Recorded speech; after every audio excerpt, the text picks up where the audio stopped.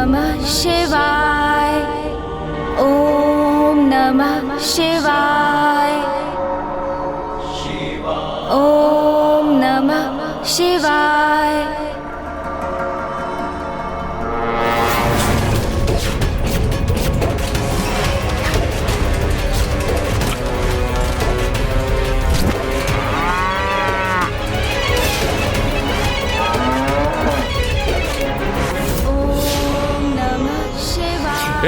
चलो शीघ्र कार्य करो, चलो जल्दी चलो, शीघ्र कार्य करो, जल्दी शीघ्र करो, चलो चलो जल्दी चलो, चलो चलो शीघ्र करो।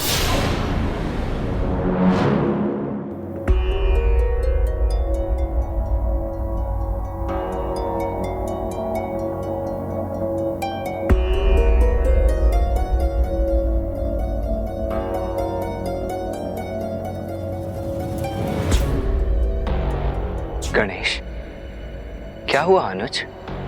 भैया, संसार में सर्वत्र पाप रूपी अंधकार का ही विस्तार हो रहा है। जो माता अपनी संतानों को सुसंस्कार प्रदान करती हैं, वही अपने कर्तव्य की अवहेलना कर रही हैं। पुरुष श्रम करने के स्थान पर मदिरा पान में ही व्यस्त हैं। यज्ञ आदि रुक गए हैं और बालकों को तो ईश्वर का नाम भी स्मरण नहीं है। अहम नमामि। किसकी प्रार्थना करूं? किसका नाम जपूं? ईश्वर का नाम स्मरण ही नहीं हो रहा मुझे। क्या करूं? और संसार की इस दुरावस्था का कारण दुर्गमासुर का वेद माता को बंदी बनाना। हाँ भैया, वेद माता से रिक्त ज्ञान लुप्त हो गया है संसार से। मनुष्य अज्ञानता के प्रभाव में पशुता की ओर बढ़ रहे हैं। उनके विवेक अर्थात अच्छाई और बुराई के मध्य भेद करने की क्षमता का ह्रास हुआ है। इसलिए पापाचार में वृद्धि हो रही है। देखो गणेश, नवरात्रि समाप्त होने में अब मात्र 3 ही दिवस शेष है। फिर माता वेद माता को लौटा लाएंगी और सब कुछ पुनः कुशल हो जाएगा। तो चलो अब माता की पूजा आरंभ करने के पूर्व उनके दर्शन कर उनका आशीष प्राप्त कर लेते हैं।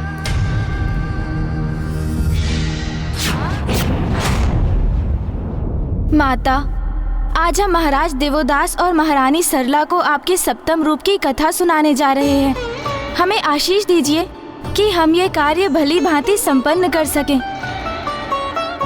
आप हमें राजभवन लौटने की अनुमति दीजिए माता। पुत्र कार्तिक, पुत्र गणेश, वहां जाने के पूर्व ऋषि जयगस्वे से भेंट कर उनके कुशल का ज्ञात अवश्य कर लेना। जो आज्ञा माता।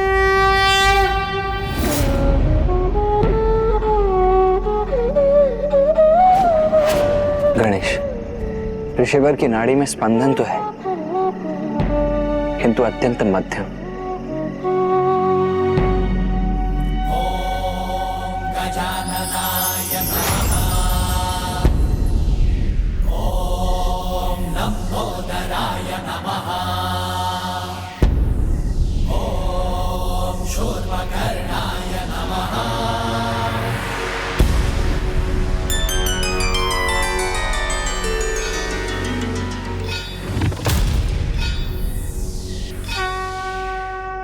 यह उचित किया गणेश। ऋषिवर के भीतर प्राण शक्ति का संचार कर, जिससे उनके नाड़ी के स्पंदन में अब वृद्धि हो रही है।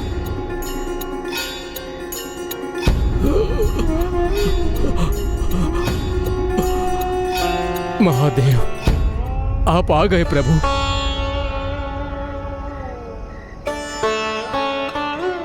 पिताश्री को यहाँ ना पाकर ऋषिवर के प्राण तो पुनः क्षीण पड़ते जा रहे हैं। ऋषिवर, मुझे देखिए।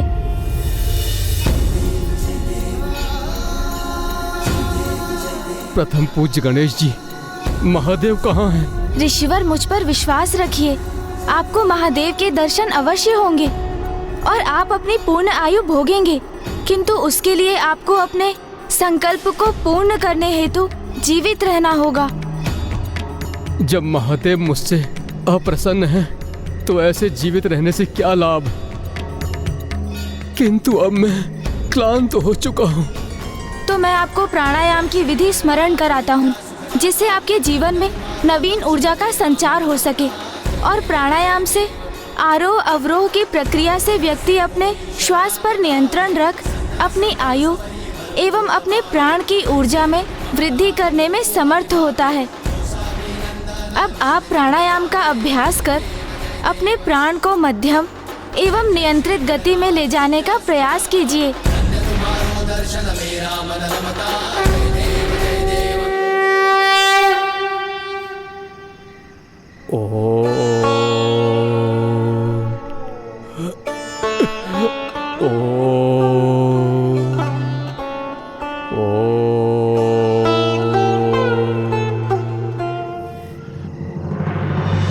गणेश, ऋषिवर की नाड़ी का स्पंदन अब सामान्य गति की ओर लौट रहा है।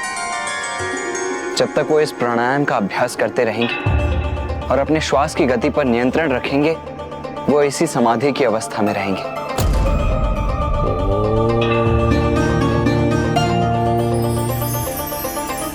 हाँ भैया, किंतु ये तो एक अस्थायी समाधान ही है और अभी 3 दिवस शेष हैं। हमें पिताश्री को काशी लौटाने का उपाय भी ढूंढना है।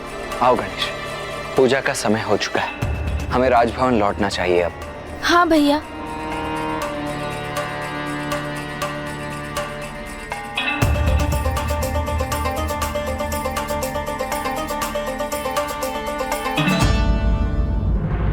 आज नवरात्रि के सप्तम दिवस हम माता काल रात्रि की पूजा करेंगे।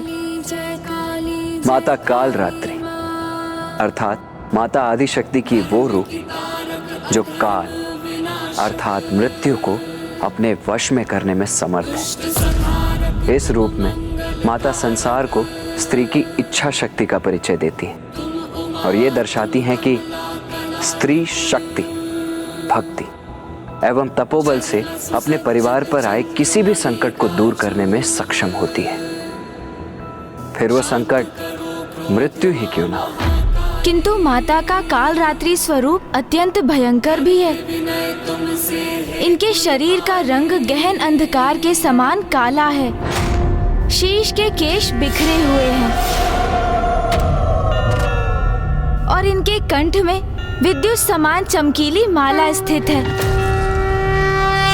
माता के 3 नेत्र हैं जो ब्रह्मांड के प्रतीक के समान गोलाकार हैं।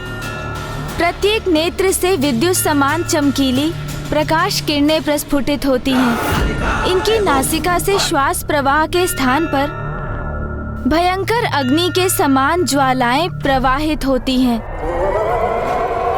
और इनका वाहन गर्दभ है। इनके 4 हाथ हैं।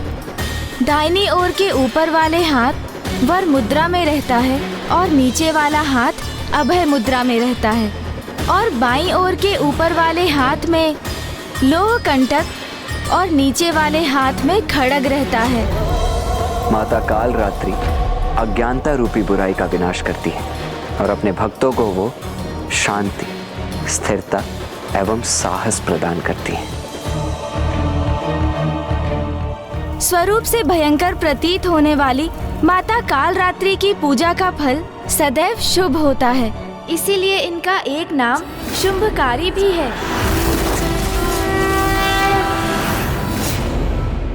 अब हम माता काल रात्रि की आरती करेंगे।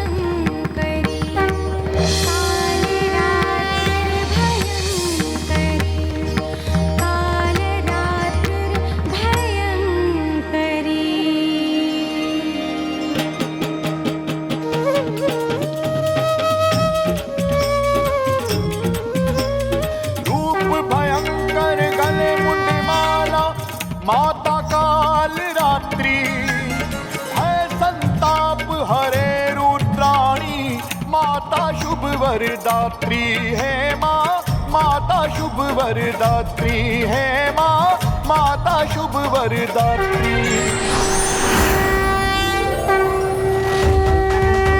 अब तक माता के 9 रूपों की कथा में आपने जाना कि माता ने शैलपुत्री रूप में महाराज हिमावन के यहाँ जन्म लिया, फिर ब्रह्मचारिणी रूप में कठोर तप कर महादेव को वर रूप में पाकर उनसे विवाह किया, फिर चंद्रघंटा रूप में घंटनाद से बुरी शक्तियों का नाश किया, कैलाश और अपने स्वामी की कुशलता को सुनिश्चित किया।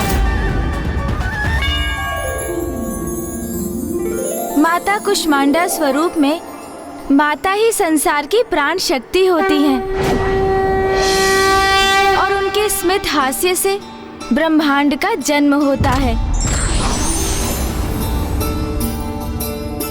स्कंद माता रूप में माता ने कुमार कार्तिकेय एवं गणेश जी को संस्कार प्रदान किए। जिस प्रकार एक नारी अपने गृह में अनुशासन एवं समय का महत्व समय समय पर सबको ज्ञात कराती रहती है और अपने क्रियाकलापों से सभी को संचालित करती है, उसी प्रकार माता कालरात्रि हमें समय का ज्ञान देकर, समय पर नियंत्रण रखने की प्रेरणा देकर हमें अनुशासित करती हैं। माता के इस स्वरूप का प्रादुर्भाव तो इस कल्प में आगे चलकर होगा और तभी संसार को माता की कथा का ज्ञान भी होगा। किंतु ब्राह्मण देवता, आपने ये नहीं बताया कि माता कालरात्रि के जाप से, उनकी प्रार्थना से कौन सा चक्र जागृत होता है? महाराज, अंतिम चक्र अर्थात सहस्रार चक्र तभी जागृत हो सकता है जब आप माता की शेष नवरात्रि कथा का श्रवण करेंगे। उसके लिए आपको थोड़ी और प्रतीक्षा करनी होगी महाराज।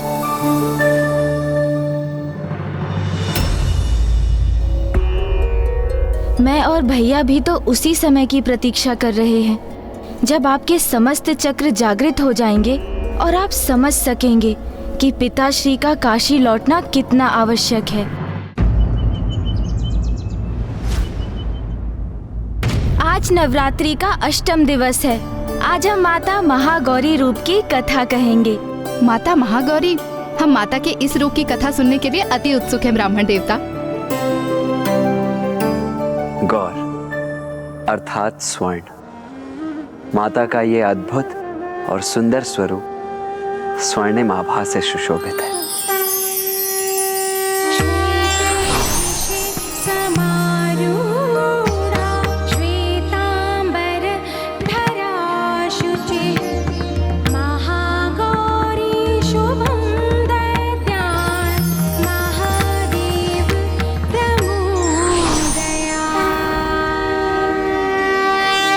बात उस समय की है जब माता पार्वती गणेश जी को उत्पन्न कर मातृत्व का सुख प्राप्त कर चुकी थी। ओम नमः शिवाय, ओम नमः शिवाय। माँ, पुत्र,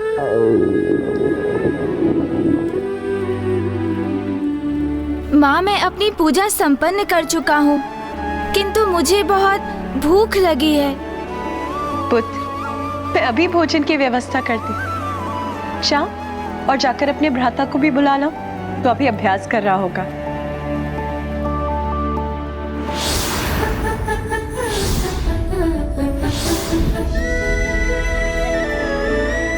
माता तो पूर्ण रूप से अपनी गृहस्थी की देखरेख में मग्न हो गई थी। महादेव के साथ अपने पुत्रों के सुख का ध्यान रखने के साथ कैलाश को सुव्यवस्थित रखने में मग्न थीं वो।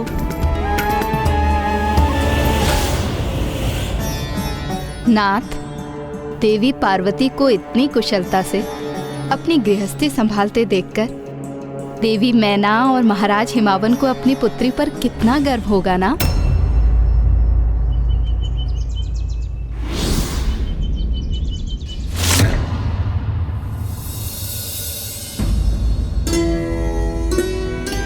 क्या हुआ नाथ? मेरे शब्दों का श्रवण कर आप इतने चिंतित क्यों हो गए? प्रिय, देवी पार्वती गृहिणी का कर्तव्य तो बड़ी कुशलता से निभा रही हैं, किंतु मुझे आशंका है कि वो इस साधारण दिनचर्या में कहीं इतनी तल्लीन तो नहीं हो गई हैं कि अपना वास्तविक परिचय ही भूल गई हैं। उन्हें इस बात का भी स्मरण नहीं कि वो वास्तव में कौन है। यह सत्य है कि वो एक पुत्री होने के साथ साथ एक पत्नी भी हैं और एक माता भी हैं, किंतु इससे भी पूर्व वो देवी आदिशक्ति हैं। देवी पार्वती को उनके वास्तविक अस्तित्व का स्मरण कराने का समय आ गया है। आप उन्हें ये स्मरण कराएंगे? नहीं, यदि इसमें मुझसे तनिक भी त्रुटि हो गई तो मैं देवी आदिशक्ति के कोप को सह नहीं सकूंगा। किंतु यदि आप सृष्टि रचयिता ब्रह्मदेव इसमें अपनी असमर्थता जता रहे हैं, तो फिर अत्यंत कठिन कार्य को करने में भला कौन समर्थ होगा?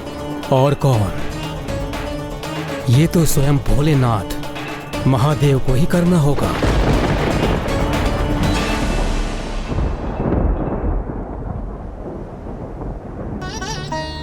महादेव,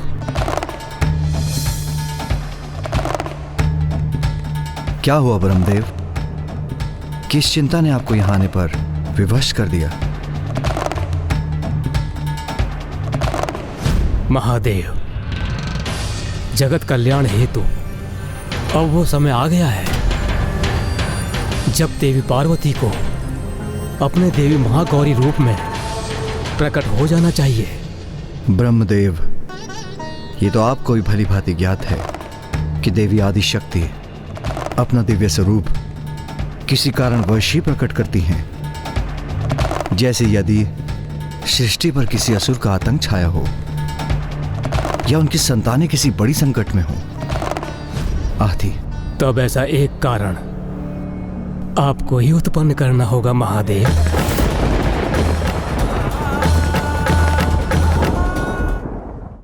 देवी पार्वती अपने गृहस्थी में इतनी रम गई हैं कि वो ये भी भूल गई हैं कि उनका दिव्य स्वरूप क्या है।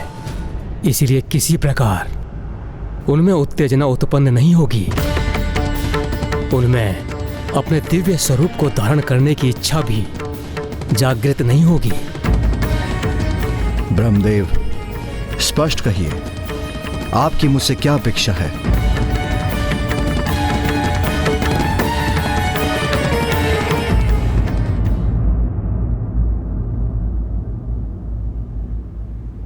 क्या हुआ माता?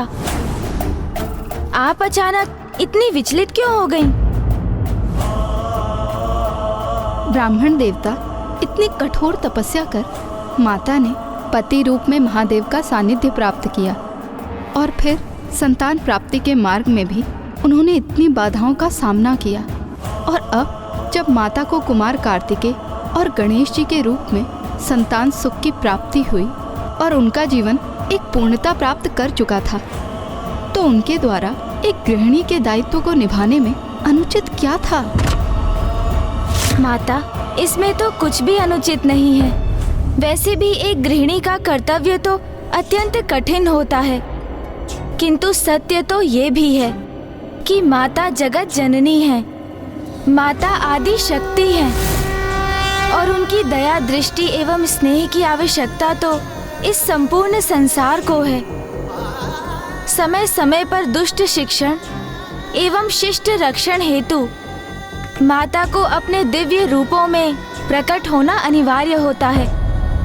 सृष्टि को माता की आवश्यकता थी, क्योंकि साधकों को अनेक सिद्धियां प्राप्त करने में एकमात्र माता ही सक्षम थी, और ये साधक इन सिद्धियों की शक्ति से ही संसार का कल्याण कर सकते थे। माता पार्वती द्वारा माता महागौरी रूप धारण करना स्त्री शक्ति की पूर्ण व्याख्या के लिए भी आवश्यक था, क्योंकि एक स्त्री के जीवन में विवाह का विशेष महत्व होते हुए भी उसका जीवन वहीं समाप्त नहीं हो जाता। विवाह के उपरांत भी एक स्त्री परिवार की देखरेख के साथ साथ सर्व समाज के उत्थान में अपना योगदान देने में समर्थ होती है। उचित कहा ब्राह्मण देवता। तो फिर ब्रह्मदेव ने माता को प्रेरित करने हेतु कैसा कारण उत्पन्न करने का सुझाव दिया? उनके अनुसार इसका एकमात्र उपाय था महादेव द्वारा माता का अपमान।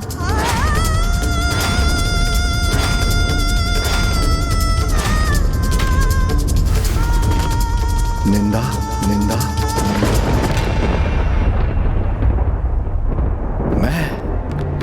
मैं उमा की निंदा करूं? हाँ महादेव, आप किसी भी प्रकार देवी पार्वती के रूप की निंदा कीजिए। ब्रह्मदेव, मेरी अर्धांगिनी है उमा, उसका रूप नहीं, उसका तो संपूर्ण प्रतिरूप दिव्यता का प्रतीक है, अति सुंदर है, उनकी शक्ति अनंत है, स्वयं प्रकृति है। और ये ज्ञात होते हुए भी आप मुझे कैसा सुझाव दे रहे हैं? मेरे कथन को अन्यथा ना ले महादेव। कदाचित हमारे पास केवल यही एक उपाय है। संसार में कल्याण हेतु आपको यह करना ही होगा, और मुझे पूर्ण विश्वास है कि आप देवी पार्वती की निंदा करने का उपाय अवश्य ढूंढ लेंगे। तो क्या महादेव ने माता की निंदा की?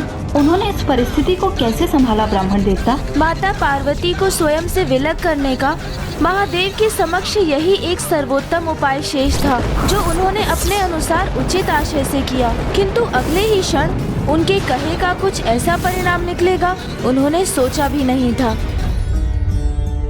एक स्त्री की भांति माता पार्वती भी अपने गृह कैलाश और अपने परिवार में पूर्ण तल्लीनता के साथ गृह कार्य में रम गई थीं, जिस कारण उन्हें अपनी आदि शक्ति की दिव्यता का आभास ही नहीं रहा। किंतु सृष्टि कल्याण के लिए उनकी शक्ति का उजागर होना अति आवश्यक था, और जिसके लिए ब्रह्मदेव ने महादेव से आकर माता की निंदा करने का उन्हें सुझाव दिया।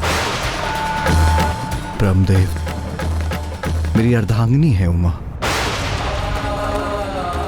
उसका रूप नहीं, उसका तो संपूर्ण प्रतिरूप दिव्यता का प्रतीक है।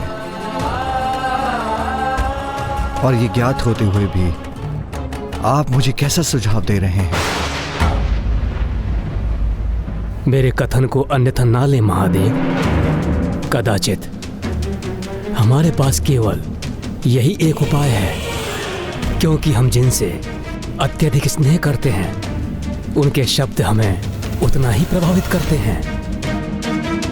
विशेष रूप से एक स्त्री जो अपने पति के जीवन को अपने स्नेह से सींचती है, यदि वो अपने पति की प्रशंसा की पात्र बनती है तो उसका व्यक्तित्व निखर उठता है।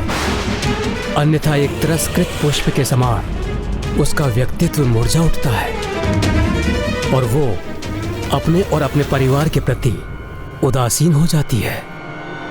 इसलिए महादेव, यदि आप देवी पार्वती की निंदा करेंगे तो उनके हृदय को पीड़ा पहुंचेगी, और कदाचित यही वो कारण बनेगा जिससे वो पुनः समझ सकेंगे कि वो देवी आदिशक्ति हैं। वो मात्र उनकी ही नहीं अपितु सभी की सुंदरता का स्रोत हैं। महादेव, संसार में कल्याण हेतु आपको ये करना ही होगा, और मुझे पूर्ण विश्वास है कि आप देवी पार्वती की निंदा करने का उपाय अवश्य ढूंढ लेंगे।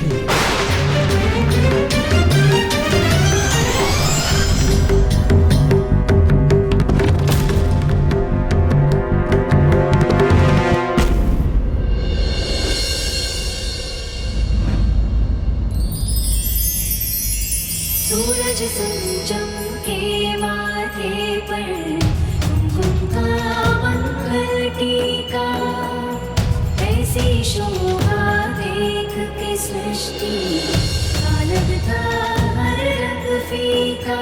केशों के जुड़े भी सजाए पार्वती स्वामी, गिरिजा, पार्वती है ये गिरिजा। स्वामी क्या हुआ? आप मुझे एक टक ऐसे क्यों निहार रहे हैं? बताइए ना नाथ, कैसे दिखाई देती हूँ मैं?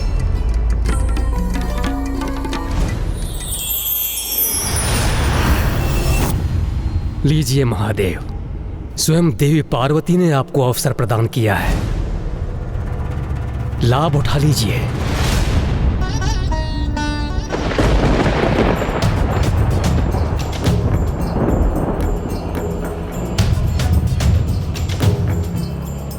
अति सुंदर प्रिय।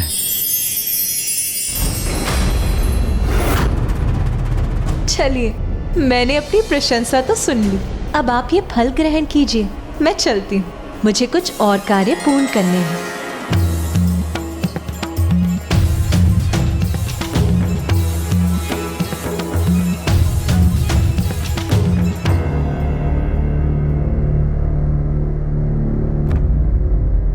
मैं तो भूल ही गया, मुझे पार्वती की प्रशंसा नहीं करनी थी।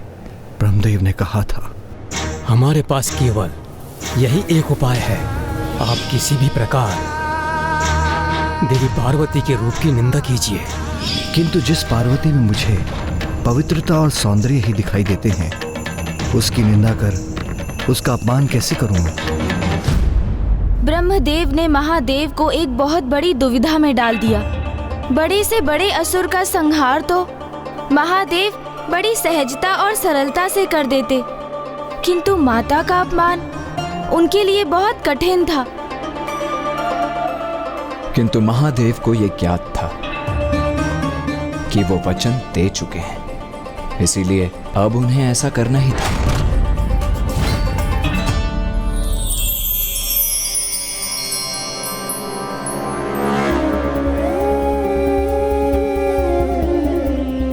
जिसके सौंदर्य में तनिक भी दोष न हो, उसके रूप की निंदा किस आधार पर करूं मैं?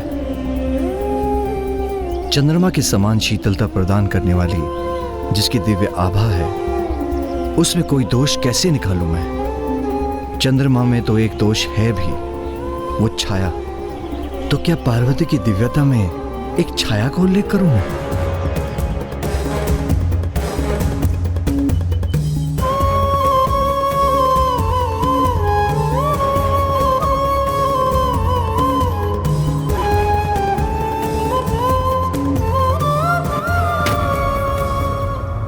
आप क्या कुछ कहना चाह रहे थे स्वामी?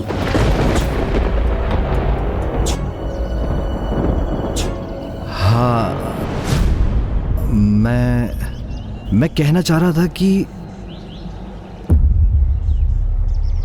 काली मेघ की छाया इन दिनों आकाश में दृष्टिगोचर नहीं हो रही। नाथ, आप भूल गए क्या? जेठ का मास, और भला जेठ की इस तपती धूप में आपको काली कटाई कहां से दिखाई देंगी स्वामी?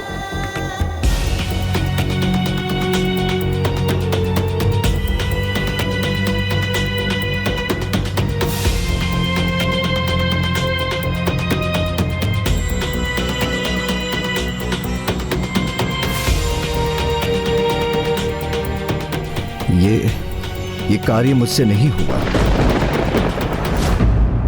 मैं महादेव की दुविधा समझ सकता हूं। यदि कभी मैंने भूल से भी देवी सरला की तनिक से भी निंदा कर दी, तो उनका क्रोध सहना अत्यंत कठिन हो जाएगा। किंतु महादेव तो माता आदिशक्ति के समक्ष थे। महादेव निरुपाय थे, किंतु तभी उनके मन में एक योजना ने जन्म लिया। मेरी अर्धांगिनी है उमा, अर्थात मेरा आधा अंग। यदि मैं मुख से उसकी निंदा नहीं कर सकता, तो मन के भीतर से ही कर देता हूँ। वो समझ जाएगी कि मेरे मन में क्या चल रहा है, और मुझे प्रत्यक्ष रूप से उसकी निंदा भी नहीं करनी पड़ेगी।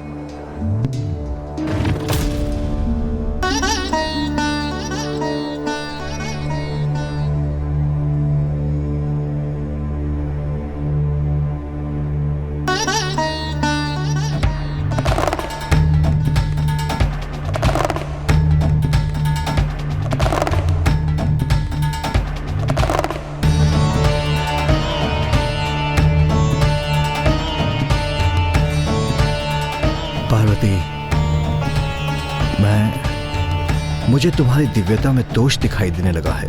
अब तुम्हारा रूप दिव्य प्रतीत नहीं होता मुझे।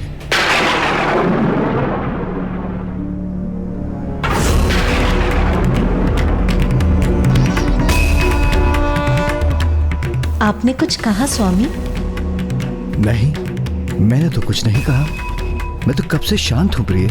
अभी आपने मन में कुछ कहा, किंतु वो इतना मध्यम था कि मैं स्पष्ट कुछ सुन नहीं पाई। क्या कहा स्वामी? अवश्य मेरी प्रशंसा कर रहे होंगे आप, तो मन में ही क्यों, खुल के कहिए ना स्वामी। आपके मुख से अपनी प्रशंसा बहुत भाएगी मुझे।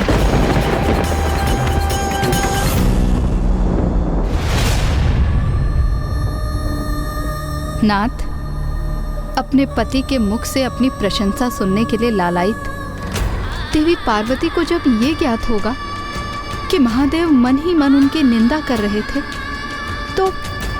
तो वो क्रोध में आकर रौद्र रूप भी धारण कर सकती हैं। और यदि उन्हें ये ज्ञात हुआ कि इन सब के पीछे आपका सुझाव है, तो फिर क्या होगा? नहीं उमा, मेरे मन में तो कोई विचार उत्पन्न नहीं हुआ।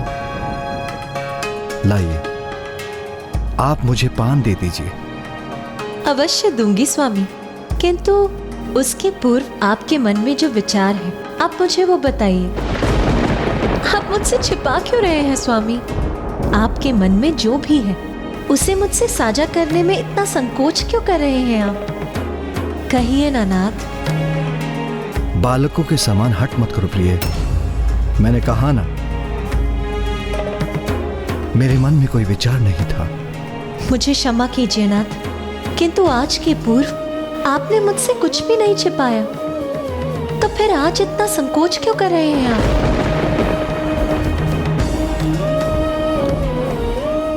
उमा, प्रिय। नाथ, यदि वास्तव में मैं आपकी प्रिय हूं, तो बताइए क्या था आपके मन में?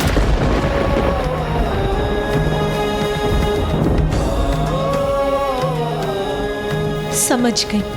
यदि मेरे इतने आग्रह करने पर भी आप मुझे नहीं बता रहे, तो अवश्य ही कोई बुरा विचार होगा आपके मन में।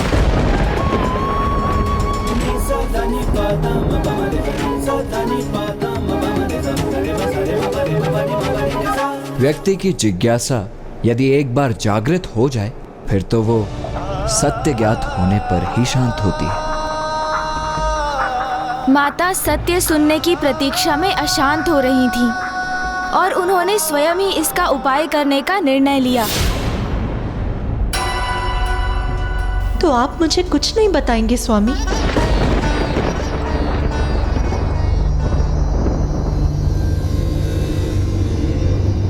तो उचित है।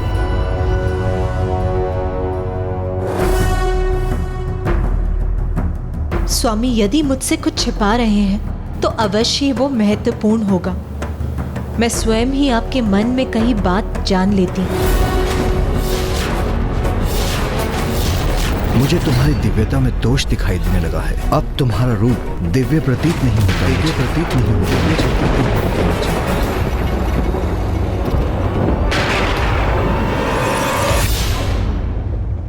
देवी आदि शक्ति तो त्रिकालदर्शी हैं। भूत भविष्य उनसे कुछ नहीं छिप सकता। देवी पार्वती ने अपनी उसी शक्ति का प्रयोग कर महादेव के मन का विचार ज्ञात कर लिया। उमा, अब मैं आपको दिव्य प्रतीत नहीं होती स्वामी।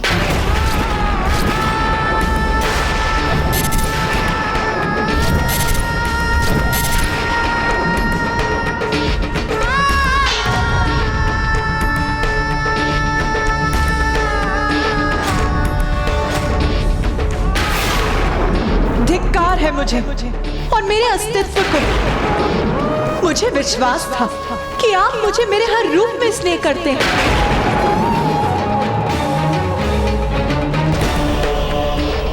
मैं तो अभी भी आपके प्रत्येक रूप को प्रेम करता हूँ। यदि ऐसा है तो इतना बड़ा विचार, ऐसा विचार कैसे आया आपके मन में? इतना बड़ा विचार कि आपको मेरे रूप में दिव्यता का ह्रास प्रतीत हो। ऐसा कैसे हुआ स्वामी?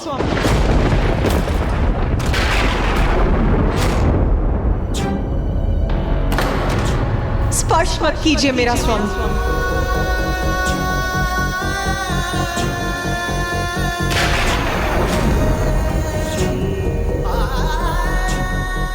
जिनसे हम स्नेह करते हैं उनके समक्ष हम अपना सर्वश्रेष्ठ रूप और पक्ष निछावर करने की चेष्टा करते हैं, किंतु यदि उसके उपरांत जिन पर मैं अपना सर्वस्व निछावर करती हूँ उनको ही मुझ में कोई दोष दिखाई देने लगी, तो फिर मैं इस कष्ट पद संपाद को सहकर यहाँ कैसे रह सकती हूँ?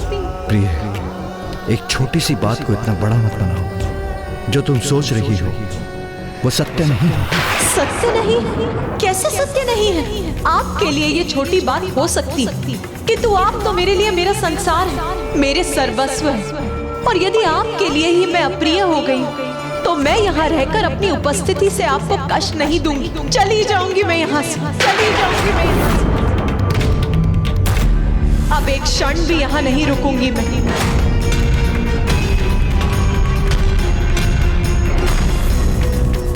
उमा, माता,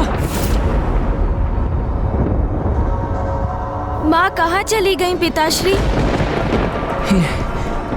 ये क्या हो गया पिताश्री?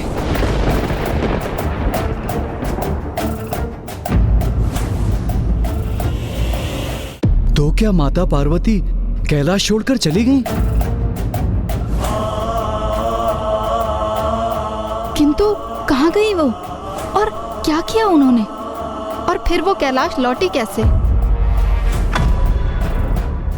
हमें बताइए ना पिताश्री, कहाँ अदृश्य हो गई है माँ? क्यों रुष्ट हो गई माता? क्या आपने उनसे कुछ अप्रिय वचन कह दिया?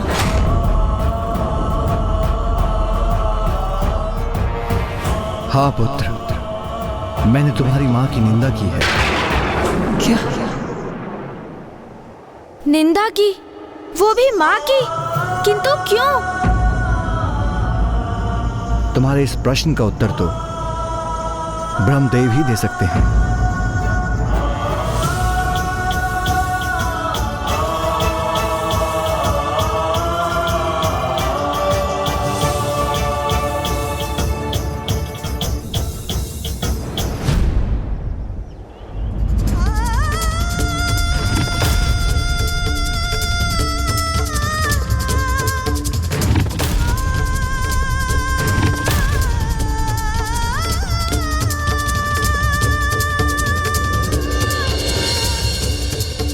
ब्रह्मदेव, ज्ञात है मुझे इस घटना के पीछे आप ही,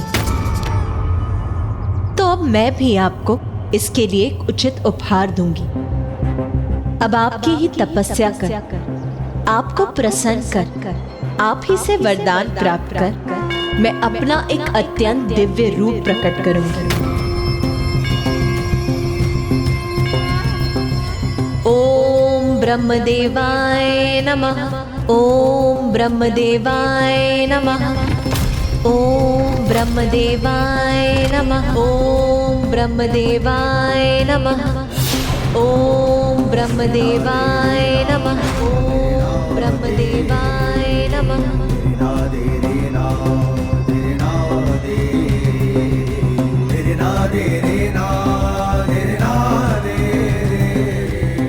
भैया, भैया रुकिए, भैया, भैया रुकिए, मेरी बात तो सुनिए भैया। मुझे कुछ नहीं सुनना है गणेश। किंतु भैया आप कहाँ जा रहे हैं? ब्रह्मदेव से अपने प्रश्नों के उत्तर ज्ञात करने। भैया,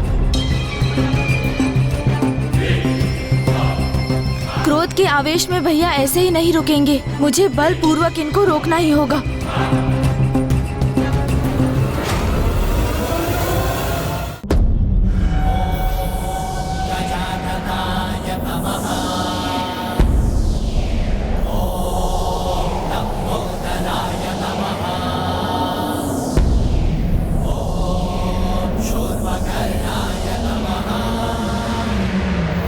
गणेश, रोको ये वायु प्रवाह।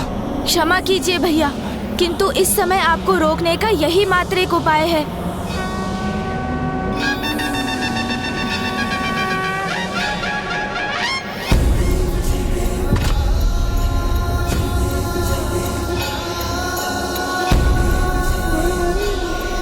उचित है, फिर मैं ही रुक जाता हूँ। अब तो रोको। आप क्रोध के आवेश में पुनः तो नहीं आगे बढ़ेंगे ना भैया? अपने वचन पर स्थिर रहेंगे? हाँ गणेश, मैं स्थिर रहूंगा अपने वचन पर। उचित है फिर।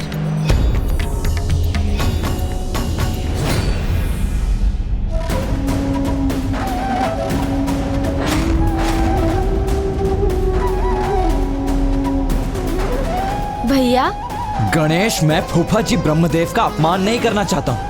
मैं तो उनसे मात्र बस इतना ज्ञात करना चाहता हूँ कि उन्होंने पिताश्री से ऐसा क्या और क्यों कहा जिससे पिताश्री माता की निंदा करने पर विवश हो गए। शांत हो जाइए भैया। नहीं गणेश, अब मैं और शांत नहीं रहूंगा। सर्वप्रथम देवताओं के कारण माता की संतान प्राप्ति की इच्छा को पूर्ण करना इतना कठिन हो गया। उसके पश्चात जगत कल्याण हेतु महिषासुर का वध करने के लिए अपने परिवार का परित्याग कर महर्षि का तैंग की पुत्री के रूप में जन्म लेने पर विवश होना पड़ा। और अब पुनः एक बार उन्हें कैलाश का परित्याग करना पड़ा। तो मैं बस उनसे इतना ज्ञात करना चाहता हूं कि हर बार माता को ही ये कष्ट क्यों सहन करने पड़ते हैं। भैया, क्या आपको ऐसा प्रतीत नहीं होता कि यदि फूफा जी ब्रह्मदेव ने कुछ किया है तो इसके पीछे कोई बड़ा और हितकर कारण होगा? और कदाचित पिताश्री को भी ज्ञात है कि वो कारण क्या है। किंतु गणेश, इन सब में कष्ट तो माँ को ही हुआ है ना? किंतु यदि मैं आपसे ये कहूँ कि इतना सब कुछ होने के पश्चात भी माँ अभी भी ब्रह्मदेव की तपस्या कर रही हैं, तब क्या प्रतिक्रिया होगी आपकी? तब तो आप शांत होंगे ना भैया? यदि मेरे शब्दों पर आपको विश्वास नहीं हो रहा है तो स्वयं आप चलिए मेरे साथ और अपनी दृष्टि से ही देख लीजिए।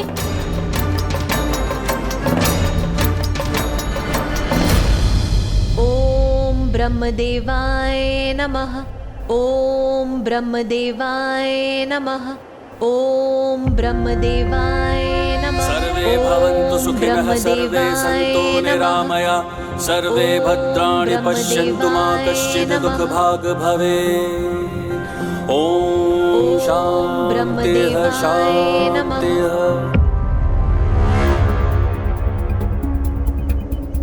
ओम ब्रह्मदेवाय नमः। वो देखिए भैया,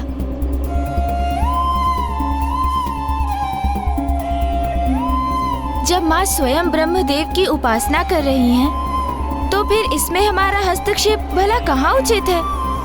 माँ तपस्या में लीन है तो इस अंतराल में हम क्या करें गणेश? कुछ नहीं। कभी कभी कुछ नहीं करना भी ना बहुत कुछ करने के समान होता है। ओम ब्रह्मदेवाय नमः। इस प्रकार गणेश जी ने कुमार कार्तिकेय को शांत किया और वापस ले आए। किंतु जिस सघन वन में माता ने अपनी तपस्या आरंभ की थी, वहीं एक बड़ा संकट प्रकट होने वाला था।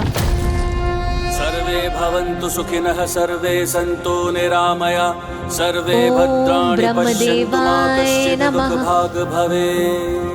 ओम द्रौ शान्तिरन्तरिक्षं शान्तिः, पृथ्वी शान्तिरापः शान्तिरोषधयः शान्तिः, वनस्पतयः शान्तिर्विश्वे देवा। माता आदि शक्ति अपनी घोर तपस्या में लीन हो गईं, किंतु एक विकट समस्या थी। जिस सघन वन में माता ने अपनी तपस्या आरंभ की थी, वहीं एक बड़ा संकट प्रकट होने वाला था।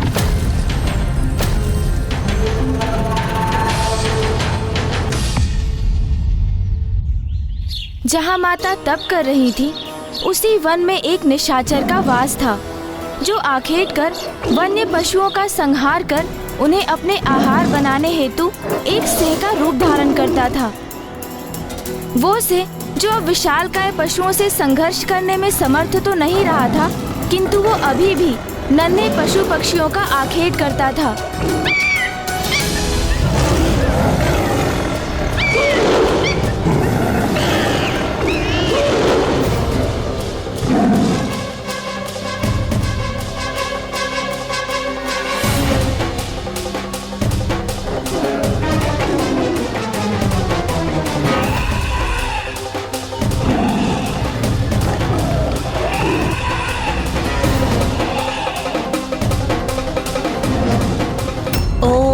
ब्रह्मदेवाय नमः।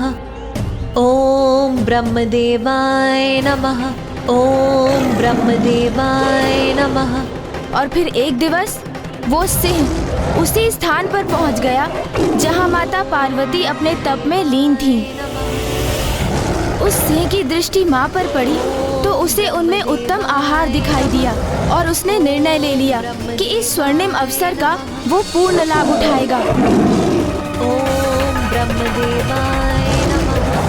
ओम ब्रह्मदेवाय नमः।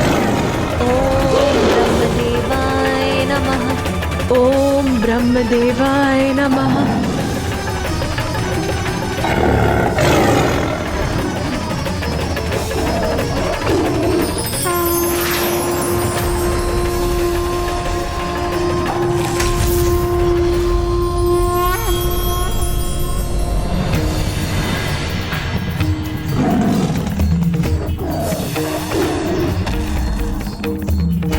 जैसे ही वो सिंह माता पर आक्रमण करने हेतु उछला, माता ने उसे स्तंभित कर दिया और वो सिंह माता पर दृष्टि साधे उनके समक्ष स्थिर था, इस आशा में कि वो माता की स्तंभन शक्ति से मुक्त होकर उन्हें अपना आहार बना सके।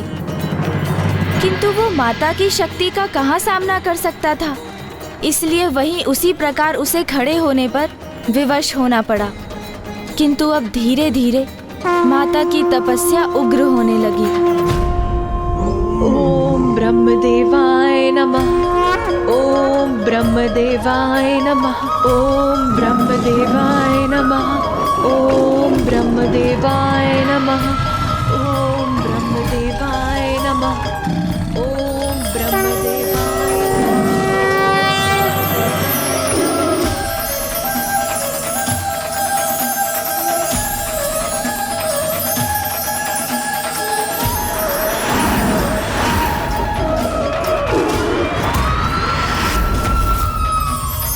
और फिर माता के तप के प्रभाव से निकली ऊर्जा एवं प्रकाश ने संपूर्ण सृष्टि समेत सभी लोगों को भी स्वर्णिम प्रकाश से आलोकित करना आरंभ कर दिया।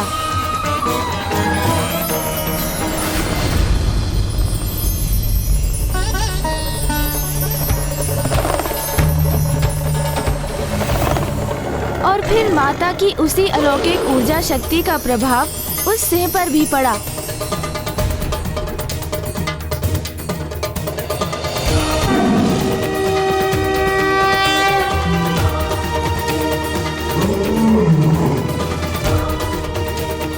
और फिर उसी ऊर्जा शक्ति के फल स्वरूप वो सिंह जो माता का भक्षण करने की प्रतीक्षा में था, अब वो स्वयं ही माता की भक्ति में आकर भाव विभोर हो उठा।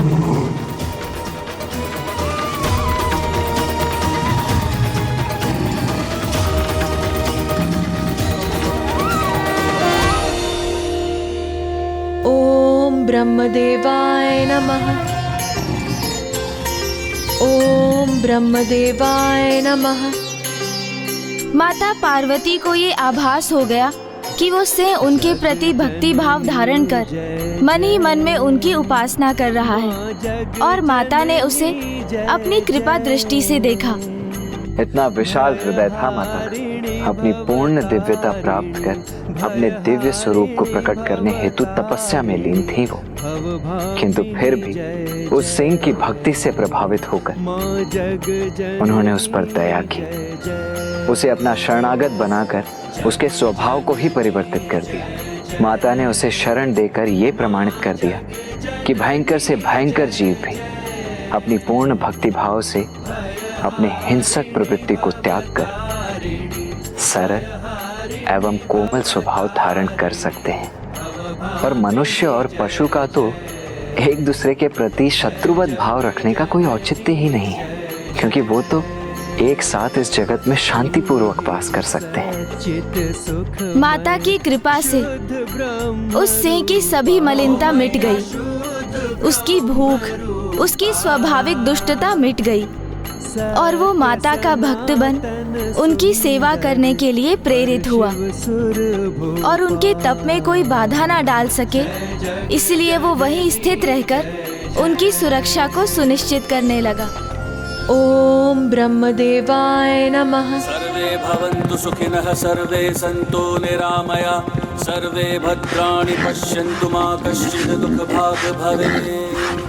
ॐ शान्तिरन्तरिक्षं शान्तिः, पृथिवी शान्तिरापः शान्तिरोषधयः शान्ति, वनस्पतयः शान्तिर्विश्वे देवा ॐ शान्तिः शान्तिः। और इस प्रकार मां निर्बाध अपने तप में लीन रही।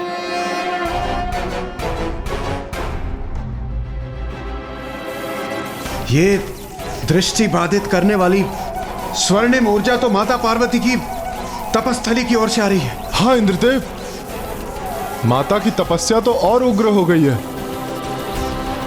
इसीलिए हमें माता के निकट जाकर उनसे प्रार्थना करनी होगी कि वो अपने इस तप को रोक दे, अन्यथा उनकी ये ऊर्जा हम सभी की दृष्टि हर लेगी। सूर्यदेव, माता पार्वती ब्रह्मदेव की तपस्या कर रही है, इसलिए अब एकमात्र वो ही माता पार्वती को उनकी तपस्या से उठा सकते हैं।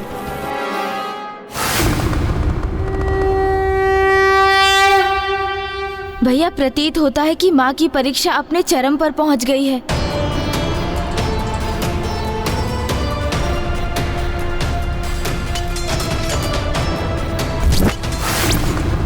किंतु फूफा जी माँ के पास जा क्यों नहीं रहे हैं? भैया, अब फूफा जी ब्रह्मदेव से हमारा संवाद करने का समय आ चुका है।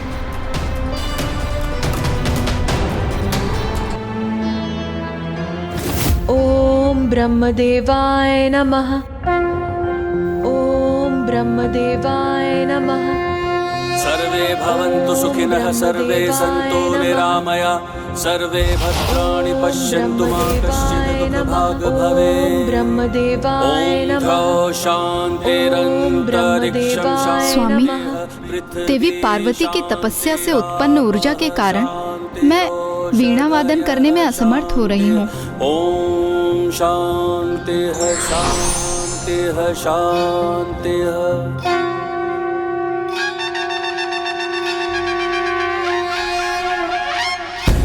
फूफा जी, आप माँ को दर्शन क्यों नहीं दे रहे हैं? देवी पार्वती तो स्वयं दिव्यता की प्रतिमूर्ति है। ये मेरी समझ से परे है कि भला मैं उन्हें क्या प्रदान कर सकता हूँ। फूफा जी, ये तो आपको तभी ज्ञात होगा जब आप माँ के समक्ष पहुँचेंगे। मैं आपसे विनती करता हूँ, अब विलंब मत कीजिए, माँ के समक्ष प्रस्तुत होइए।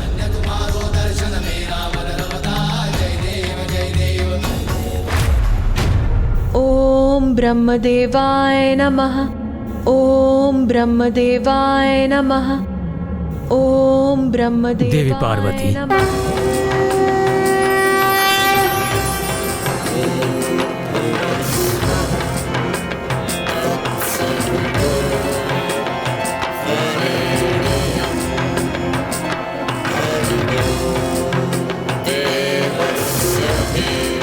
प्रणाम ब्रह्मदेव। क्या कारण है कि आप महादेव से विलग होकर इस सघन वन में मेरी इतनी कठोर तपस्या कर रही हैं? आप जगत जननी हैं। तपस्या के संपूर्ण फलों की सिद्धि तो आपके ही अधीन है। समस्त लोकों के स्वामी परमेश्वर को अपने पति रूप में प्राप्त कर अपनी तपस्या का संपूर्ण फल तो आपने पूर्व में ही प्राप्त कर लिया है। आपकी जो भी इच्छा है वो तो मात्र आपके द्वारा उसका विचार करने से ही पूर्ण हो जाती है। इसलिए आपके इस तप में आपकी कोई लीला ही छिपी हुई है।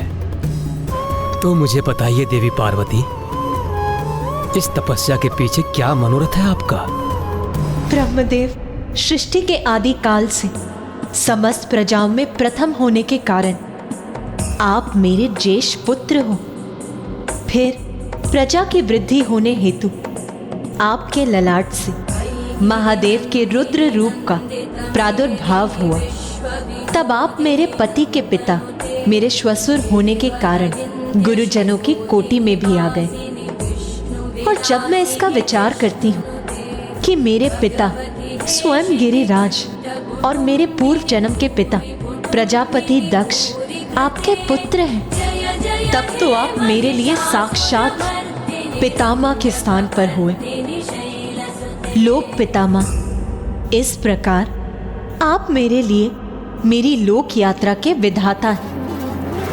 मैं अपने संसार में इतनी मग्न हो गई, अपने परिवार की देख रेख का दायित्व निभाने में, अपने स्वामी एवं संतानों की आवश्यकताओं को पूर्ण करने में इतनी व्यस्त हो गई कि मैं ये भूल बैठी कि परिवार की परिधि के बाहर भी मेरा एक अस्तित्व है। मेरा वास्तविक अस्तित्व ही भूल बैठी मैं। किंतु आपके कारण मुझे ये स्मरण हुआ कि एक पत्नी और एक माँ के सिवाय भी मेरा एक दिव्य परिचय है। और मैंने आपकी तपस्या इसलिए की कि आपसे वरदान पाकर मैं अपना ये दिव्य स्वरूप उजागर करूं, ताकि मेरे इस दिव्य स्वरूप से सृष्टि का निरंतर कल्याण होता रहे। इतने शुद्र मनोरथ के लिए आपने इतनी कठोर तपस्या की? यही तो माता की लीला थी। यही तो ब्रह्मदेव को उनके द्वारा दिए जाने वाला उपहार था, जिसका उल्लेख माता ने किया था। क्योंकि ब्रह्मदेव के माध्यम से ही माता को स्मरण हुआ कि वो एक पत्नी, पुत्री एवं माता के साथ साथ देवी आदि शक्ति भी हैं। स्वयं जगत जननी है वो। उनका एक दिव्य स्वरूप है, एक अनुपम अद्भुत अस्तित्व है, जिसे तप से उजागर करने की आवश्यकता है। माता की इस लीला से सृष्टि रचयिता ब्रह्मदेव के सम्मान में वृद्धि हुई। उनसे वरदान प्राप्त कर माता ने ये भी सिद्ध कर दिया कि जिस संसार को उन्होंने जन्म दिया उसकी मर्यादा का भी पूर्ण रूप से पालन किया। चूंकि इस प्रसंग का आरंभ ब्रह्मदेव से हुआ, तो इसका अंत भी उन्हीं से होने जा रहा था। इस संसार में ऐसा क्या है जो आपकी इच्छा के अधीन नहीं है? आपकी इच्छा हो तो आप महाप्रलय कर इस संसार को ही परिवर्तित कर सकती हैं। इसलिए मैं आपको दिव्य स्वरूप प्रदान करने में सक्षम कहाँ हूं। किंतु यदि आप मुझे अपनी इच्छा पूर्ति का माध्यम बनाना ही चाहती हैं, तो ये तो मेरा परम सौभाग्य है। इसलिए मैं आपको वरदान देता हूं कि आपका मनोरथ पूर्ण हो।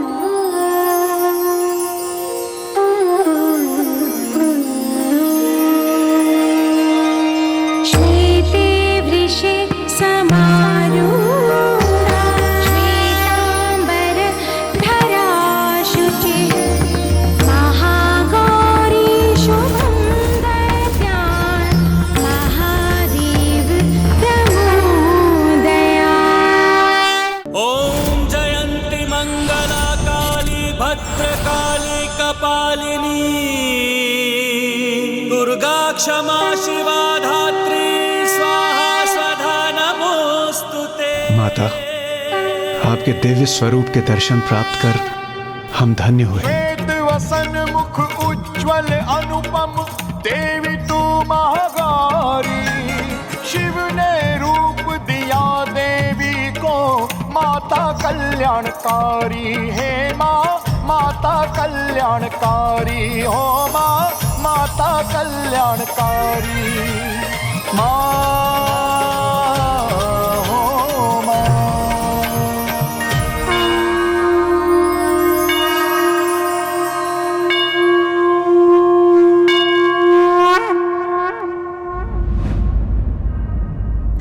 भैया, प्रतीत होता है कि माँ ने अपनी तपस्या पूर्ण कर ली है, अर्थात वो शीघ्र कैलाश लौटेंगी।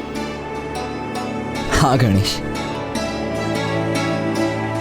माता के लौटने पर उनके स्वागत की तैयारियां करनी चाहिए हमें।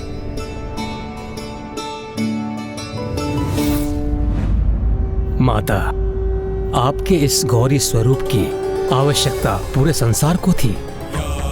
अब आपके भक्त आपके स्वरूप से प्राप्त होने वाली सिद्धियों का लाभ उठाने में सक्षम होंगे।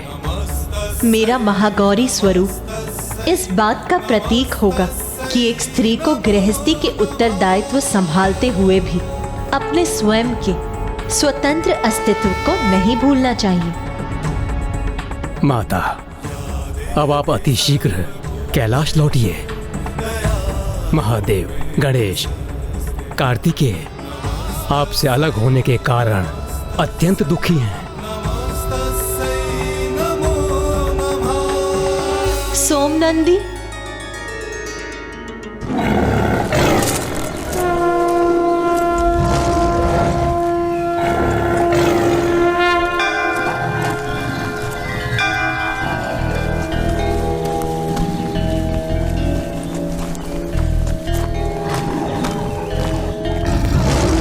मेरे तप के मध्य तुमने मेरी काफी सेवा की है, अतः तुम भी मेरे साथ कैलाश चलोगे।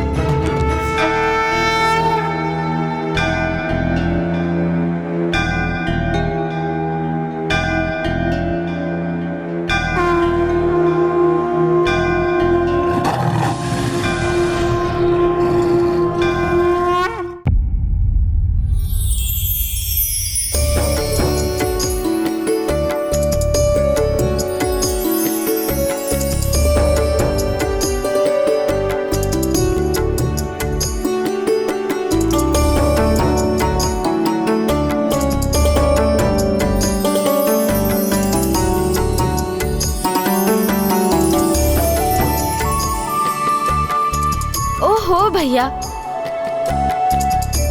ये क्या कर दिया आपने?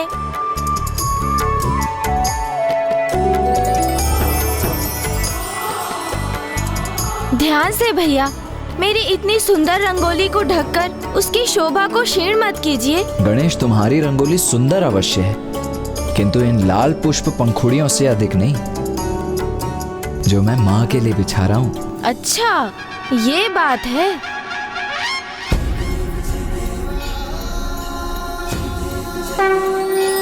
अब देखा भैया, आपके पुष्पों की पंखुड़ियाँ तो पृथ्वी पर हैं, किंतु मैंने तो वायु में ही पुष्पों को सज्जित कर दिया।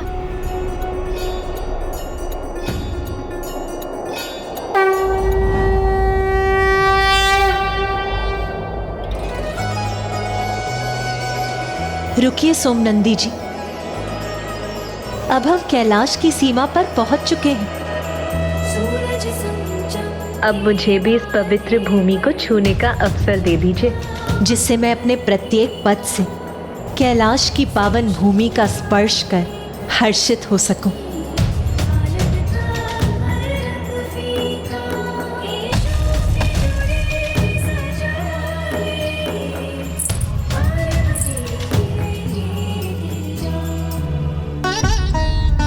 पार्वती,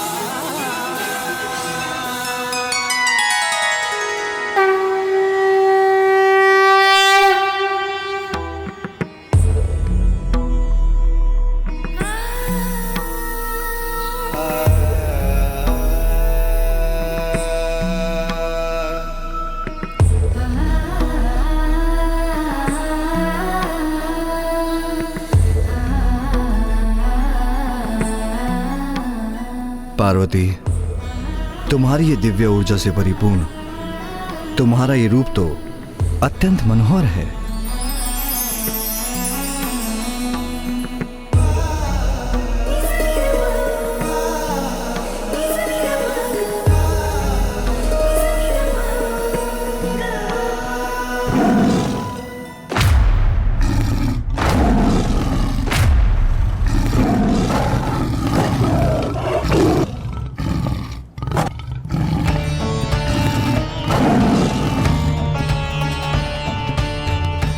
रुक जाओ पार्वती,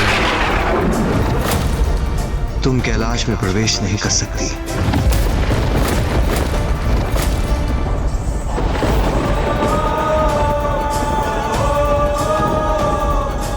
ये क्या ब्राह्मण देवता, माता ने महादेव को कैलाश में प्रवेश करने से क्यों रोक दिया?